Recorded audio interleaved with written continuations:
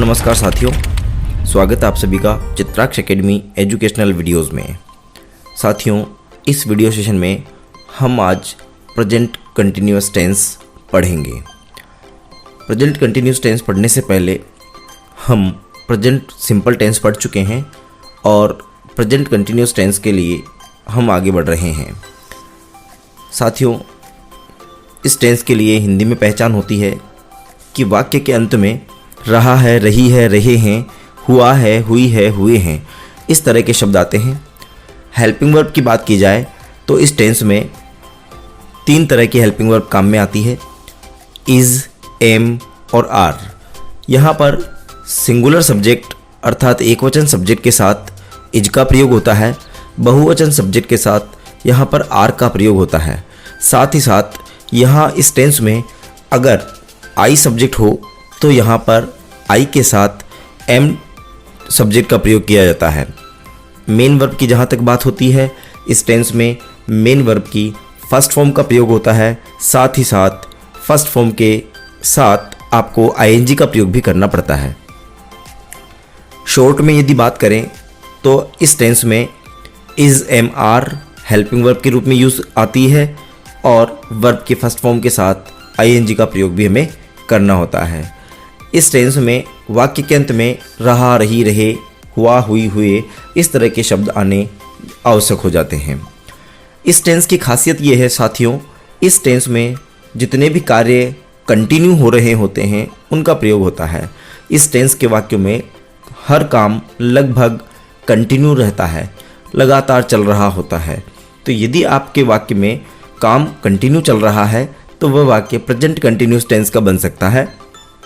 उसके लिए आपके पास में वाक्य के अंत में रहा, रही, रहे, हुआ, हुई, हुए के साथ साथ है लगा हुआ होना अनिवार्य है। सामने जो चित्र दिए गए हैं, इन चित्रों में आप देख सकते हैं लगभग सभी कार्य कंटिन्यू हो रहे हैं और इसीलिए ये सब कंटिन्यूअस टेंस के वाक्यों में प्रयोग किए जा सकते हैं। आइए अब इसका प्रैक्टिकल देख लेते हैं और हम इन वाक्यों को बना करके देख लेते हैं कि किस तरह के वाक्य यहाँ पर बन सकते हैं। पहला वाक्य आता है, छात्राएं आपस में लड़ रही हैं। इस वाक्य में छात्राएं बहुवचन का सब्जेक्ट है और हमने गर्ल्स शब्द के साथ आर बहुवचन की हेल्पिंग वर्ब यूज़ की है।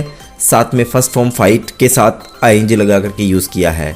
रूल आपके सामने लिखा है, subject, helping verb, main verb, object, place, time. इस रूल के हिसाब से हमने इस वाक्य को बनाया है। आकाश में बादल उड़ रहे हैं। यहाँ हम जब बात करेंगे क्लाउड्स बहुवचन हो जाते हैं, इसीलिए हमने आर वर्ब का यूज़ किया है। उड़ने के लिए फ्लोट वर्ब होती है और उसके साथ में हमने आईएनजी यूज़ करते हुए वाक्य बनाया है। चिड़िया चहचहा रही है, सिंपल सा वाक्य है। बर्ड्स बहुवचन का सब्जेक्ट है और हमने इसके साथ में आर वर्ब यूज़ करते हुए चर्पिंग बनाया है। मैं अब बात नहीं कर रहा हूँ। इस वाक्य में हमने आई सब्जेक्ट को यूज़ किया है। आई सब्जेक्ट के कारण यहाँ पर आई के साथ एम का प्रयोग होगा। चूँकि वाक्य ये नकारात्मक है, नेगेटिव टाइप का सेंटेंस है और नेगेटिव वाक्य में 3 नंबर पे नोट लगाया जाता है, हमने आई के साथ एम हेल्पिंग वर्ब यूज़ करते हुए नोट को 3 नंबर पर प्लेस किया है और टॉकिंग जो वर्ब है उसके साथ हमने आईएनजी शब्द का प्रयोग, आईएनजी का प्रयोग किया है। नेक्स्ट जो सेंटेंस है, बच्चे नहीं खेल रहे हैं। इस वाक्य में चिल्ड्रन बहुवचन का सब्जेक्ट है, आर बहुवचन की हेल्पिंग वर्ब है, नोट 3 नंबर पे हमने प्लेस किया है और खेलने के लिए हमने प्लेइंग वर्ब के साथ आईएनजी का यूज़ किया है। मैं मंदिर में पूजा नहीं कर रहा हूँ, ये भी एक नेगेटिव सेंटेंस है और इसमें हमने आई सब्जेक्ट का यूज़ करते हुए एम हेल्पिंग वर्ब का प्रयोग किया है। एम हेल्पिंग वर्ब के साथ साथ हमने नोट 3 नंबर पे प्लेस करते हुए वर्शिप पूजा करना जो वर्ब है उसके साथ में आईएनजी लगाई है और आगे प्लेस का यूज़ हमने टेम्पल यूज़ किया है। क्या तुम सच बोल रहे हो? ये वाक्य प्रश्नवाचक आ जाता है अर्थात इंटरोगेटिव सेंटेंस हो जाता है और इंटरोगेटिव सेंटेंस के लिए हेल्पिंग वर्ब को सब्जेक्ट से पहले लगाया जाता है।